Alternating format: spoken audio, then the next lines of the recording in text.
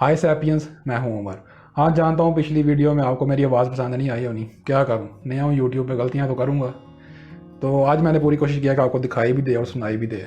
तो आज मैं इंटरनेट पे गया हुआ था, सर्चिंग कर रहा था, तो वहाँ पे मुझे एक अजीब चीज़ पता लगी कि इस दुनिया में जितना भी पैसा है उसका सिर्फ 8% वो है जिसको आप फिज़िकली टच कर सकते हैं। और 2017 की एक रिसर्च के मुताबिक इस पूरी दुनिया में जो सबसे गंदी चीज़ है, जो आपके घर के टॉयलेट से भी ज़्यादा गंदी है, जिस पे 3000 किस्म के मुख्तलिफ वायरसेस और बैक्टीरिया 17 दिनों तक ज़िंदा रह सकते हैं, वो है कैश।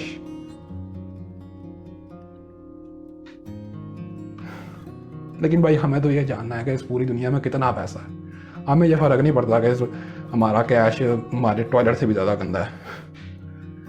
लेकिन तो चले आज पता करते हैं इस पूरी दुनिया में कितना पैसा है। लेकिन इससे पहले हमें यह जानना होगा कि आखिर ये पैसा है क्या बला जिसके लोग इतने शुदाई हुए फिर रहे हैं।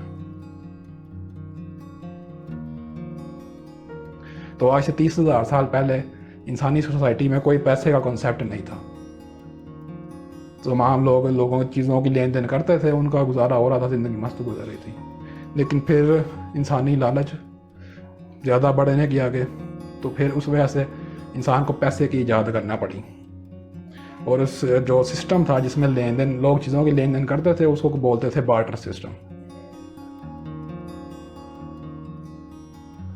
ये एक ऐसा सिस्टम था जिसमें चीज़ों की लेन देन होती थी, लेकिन इसमें एक मसला था कि अगर कोई आपको चीज़ देना ही ना चाहे तो फिर आपके तो लग गए ना वहीं पे।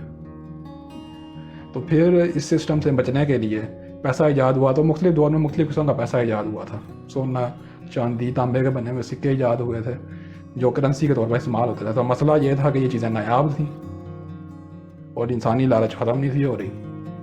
तो इसको ख़त्म करने के लिए एक नया किस्म का पैसा ईजाद किया गया आज से 1000 साल पहले चाइना में, जिसको हम लोग पेपर करेंसी बोलते हैं।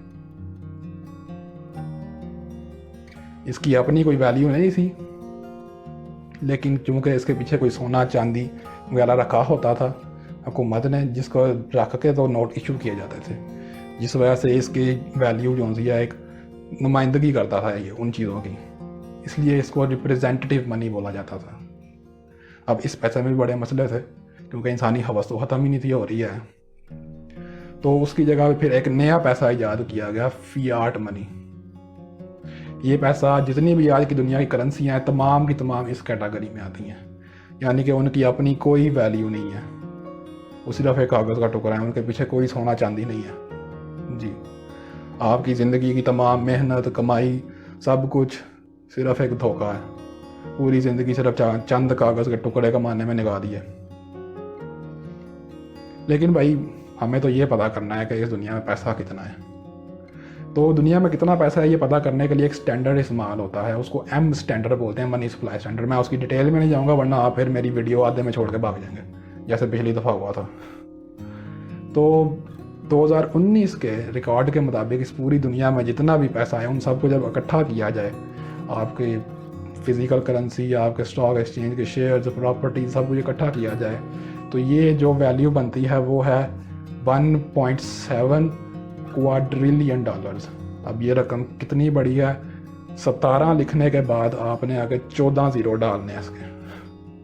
अगर कोई अरबों खरबों में मुझे ये कन्वर्ट करके बता सकता है तो मुझे ज़रूर कमेंट सेक्शन में बताएं, क्योंकि मुझे खरबों में बोलना नहीं आता इसको।